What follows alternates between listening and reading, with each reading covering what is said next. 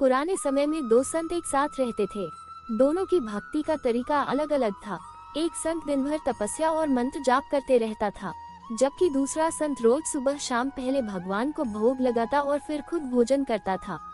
एक दिन दोनों के बीच झगड़ा होने लगा कि बड़ा संत कौन है। इस दौरान वहां नारद मुनि पहुंच गए। नारद ने दोनों संतों से पूछा कि किस बात के लिए लड़ाई कर रहे हैं। संतों ने बताया कि हम ये तय नहीं कर पा रहे हैं कि दोनों में बड़ा संत कौन है। नारद ने कहा कि ये तो छोटी सी बात है, इसका फैसला मैं कल कर दूंगा।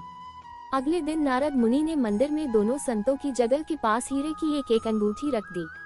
पहले तप करने वाला संत वहां पहुंचा। उसने एक अंगूठी देखी और चुपचाप उसे अपने आसन के नीचे छिपाकर मंत्र जाप करने लगा। कुछ देर में दूसरा संत भगवान को भोग लगाने पहुंचा।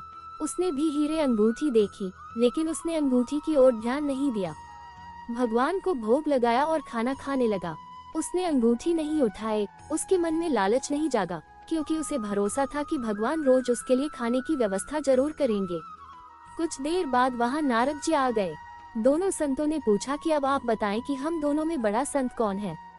नारद ने तपस्या करने वाले संत को खड़े होने के लिए कहा। जैसे ही वह संत खड़ा हुआ तो उसके आसन के नीचे छिपी हुई अंगूठी दिख गई। नारद मुनि ने उससे कहा कि तुम दोनों में भोग लगाकर खाना खाने वाला संत बड़ा है।